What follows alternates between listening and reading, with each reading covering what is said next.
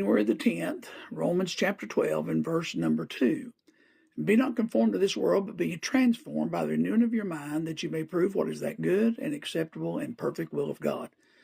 Probably most Christians will agree with this statement. The most difficult thing for a Christian to know is the perfect will of God. There's much said about the will of God. Everyone seems to know the will of God for someone else. We hear folks who quickly judge others as being out of God's will. Yet when we're faced with life's most important decisions that involve knowing for certain it is God's will, we struggle. How are we to find God's perfect will? Well, there's no doubt that many are in what some call the permissive will of God.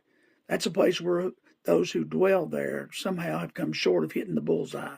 They're not totally away from God, nor under the chastisement of God, but simply in a place where God is just allowing you to be. How can we know for sure that we're in God's perfect will, and why it is seemingly so difficult to find? I believe the answers are in these verses. Paul starts out with the call for us to present our bodies as a sacrifice to God. We're not our own. We must acknowledge that God owns us, and our bodies are His to use as He pleases. He wants us to want to use Him to use us. That's what He wants. Did you get that? We should give ourselves to Him. That's the real battle takes place, and that's in our mind. Paul mentions the renewing of our mind. The mind has to be changed. The way of thinking in a man is contrary to the mind of God.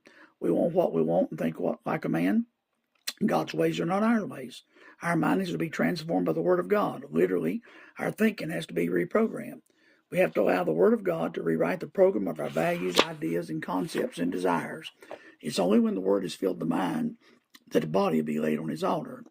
With the mind following the design of its Creator, a body presented to Him as a sacrifice, living and usable to Him, it then becomes possible, and then only, for an individual to discover the perfect will of God. Let your mind be controlled by His Word. Let your body be placed on His altar. Let His will be revealed to you. It is only in this place that we can fully know His blessings, power, and absolute peace. If you ever experience it, you will not have to be begged and pleaded with to get to that place ever again.